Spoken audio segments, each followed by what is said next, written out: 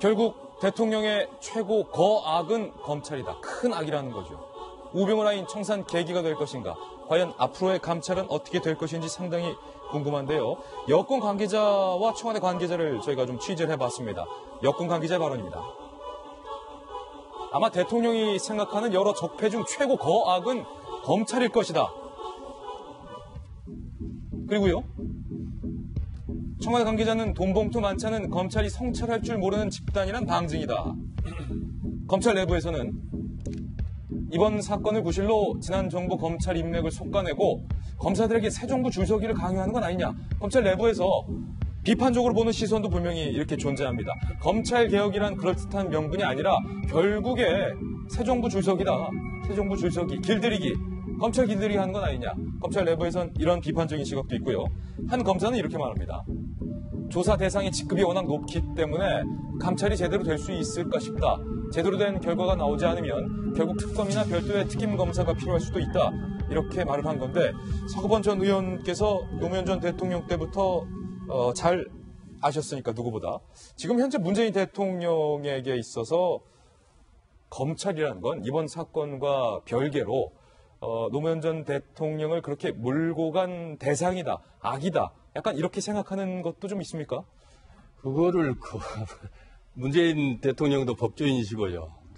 노무현 대통령도 법조인이셨거든요. 실제로 그분들이 하는 일에 대해서는 검찰이든 법관이든 하는 일에 대해 대부분의 그분들이 하는 일에 대해서는 존중합니다. 또 인정하고요. 존중합니다. 근데 문제는 시스템이라는 거죠. 결국 지금 청와대에서도 가장 경계하고 있는 것이 이 사건으로 인해서 마치 검찰을 사정하는 것으로 예. 국민들에게 오해가 돼서는 안 된다, 비춰서는 안 된다. 이건 지금 가장 경계하고 있고 실제로 그거는 맞는 거 아니겠습니까? 문재인 대통령께서도 또 분명하게 그렇게 이 검찰 개혁에 관련돼서 얘기하는 것은 제도를 얘기한 것이지.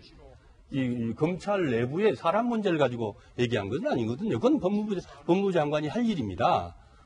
조국 수석이 수석 임명받은 날 첫날 이 공수처를 필두로 해서 검찰 개혁 부분들을 내년 총선까지 내년 선거 전까지 분명하게 견지해 나가겠다.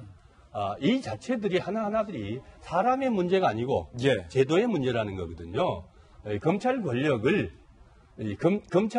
더 이상 정치 권력으로 사용하지 않고 정치 권력의 대통령의 권력의 유지사항으로 사용하지 않고 국민 편으로 돌려주겠다. 그러기 위해서 결국 그러면은 지금 검찰 권력이 너무 세니 이 검찰 권력을 적절하게 분산해서 서로 견제 감시할 수 있도록 시스템을 만들겠다. 그게 공수처를 만들겠다는 취지 아니겠습니까?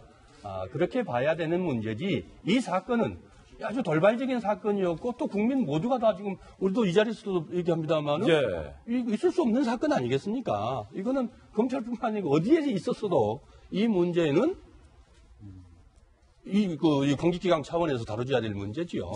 이영렬, 안태근 두 사람이 사의를 표명했지만 사표를 수리해서는 안 되고 이번 돈봉투 사건의 실체적 진실을 밝힌 이후에 사표에 대한 처리 여부도 결정을 해야 할 듯 싶습니다. 이번에 저희가 준비한 두 번째 돌직구 신문을 공개합니다.